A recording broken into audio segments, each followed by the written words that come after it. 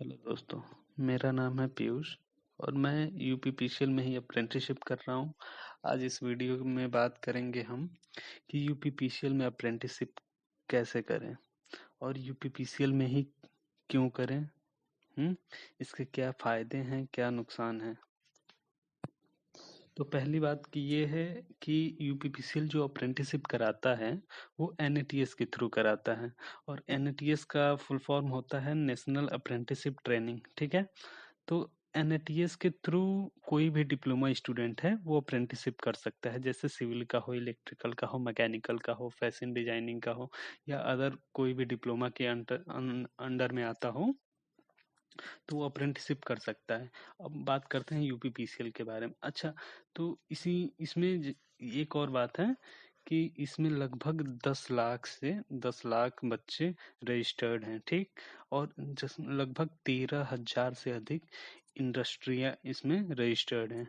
ठीक है, यूपीपीसीएल की बात करते हैं। ठीक, तो यूपीपीसीएल में अप्रेंटिसशिप क्यों करें?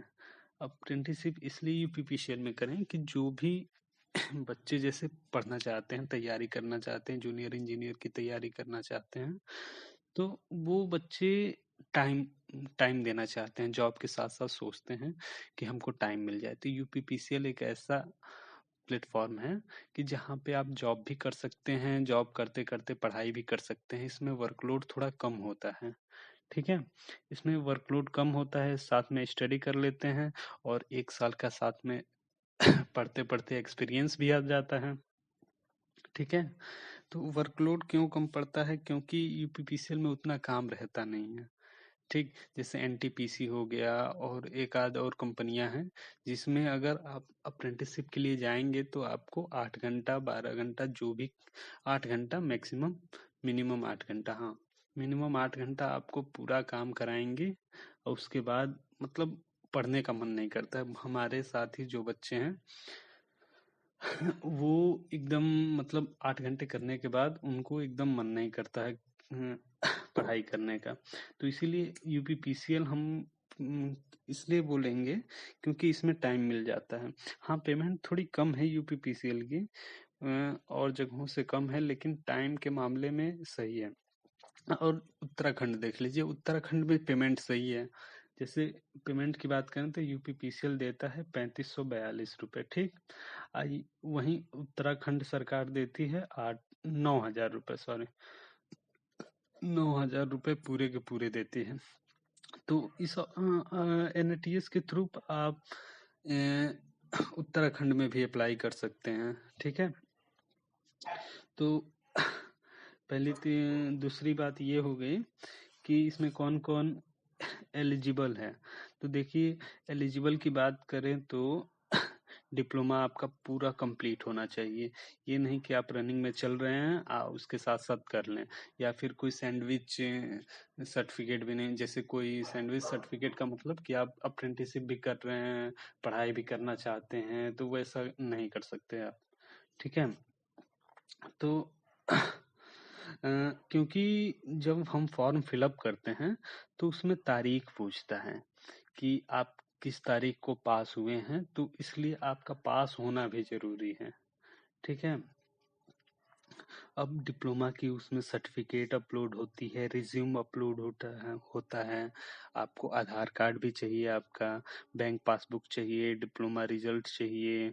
ठीक है, और और एक बात सबसे इम्पोर्टेंट बात है, इसमें सिर्फ 3 साल के अंडर वाले बच्चे, जैसे कि मान लीजिए 2021 चल रहा है। ठीक, तो 2021 से मतलब 2019, 20, 21 यही 3 साल के बच्चे अप्लाई कर सकते हैं, इसके अलावा नहीं कर सकते।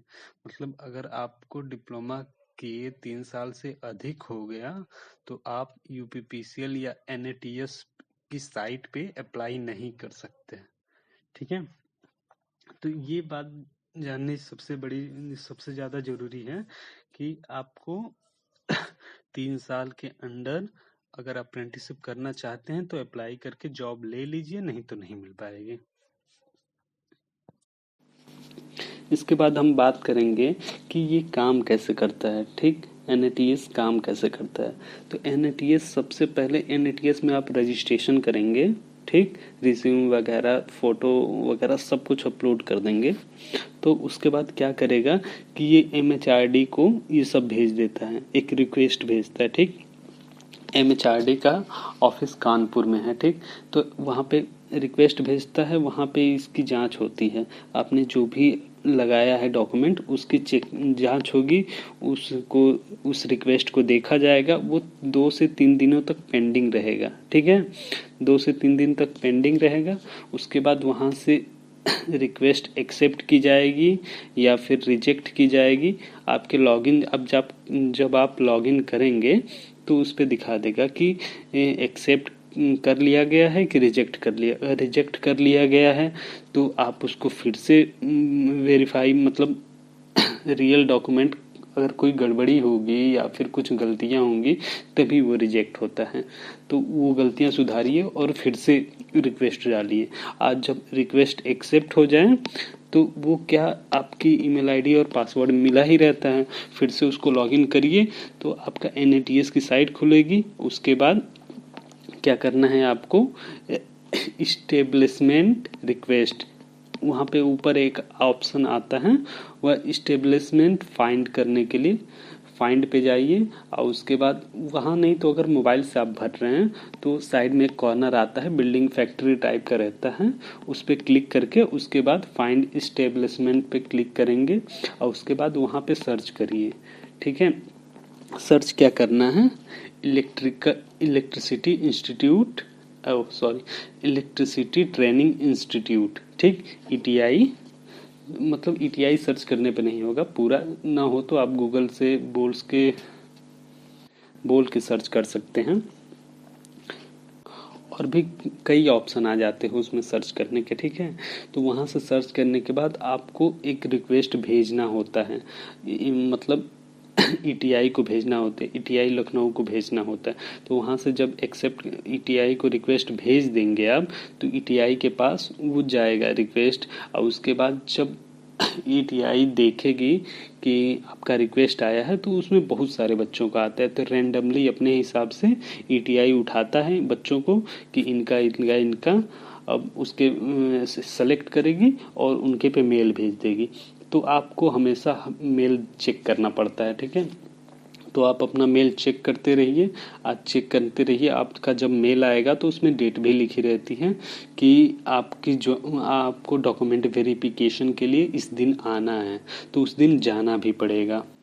हाँ, और एक बात जो बताना मैं भूल गया, आप जब रिक्वेस्ट डालते हो तो वो सिर्फ 3 महीने के लिए रिक्वेस्ट रहता है। ठीक है, 3 महीने बाद वो रिक्वेस्ट एक्सपायर हो जाएगा। ठीक, तो हर 3 महीने बाद आपको रिक्वेस्ट भेजना पड़ेगा। अगर 3 महीने के अंदर आपका मेल नहीं आता है तो फिर 3 महीने के बाद आपको फिर से ETI को एक रिक्वेस्ट भेजनी पड़ेगी। ठीक है, तो वही मतलब जो आपकी ईमेल आईडी एक बार बन गई वो तो हमेशा के लिए बन गई, लेकिन आप जब उस ईमेल आईडी से रिक्वेस्ट ETI को या फिर NTPC को या फिर और बहुत सारे उसमें इंडस्ट्रीज़ हैं, अगर आप उसको भेजना चाहते हैं तो वो सिर्फ 3 महीने के लिए ही वैलिड रहता है।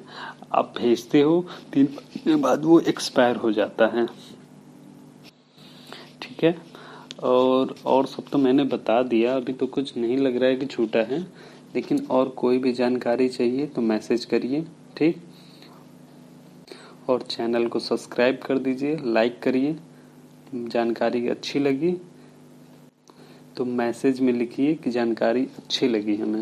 और किसी चीज़ से रिलेटेड वीडियो चाहिए तो वो भी कमेंट में आप लिख सकते हैं। और कोई हमसे गलती हो गई हो तो प्लीज़ माफ़ करिए, क्योंकि आज ये मेरा पहला वीडियो है। ओके, ठीक है, बाय, जय हिंद।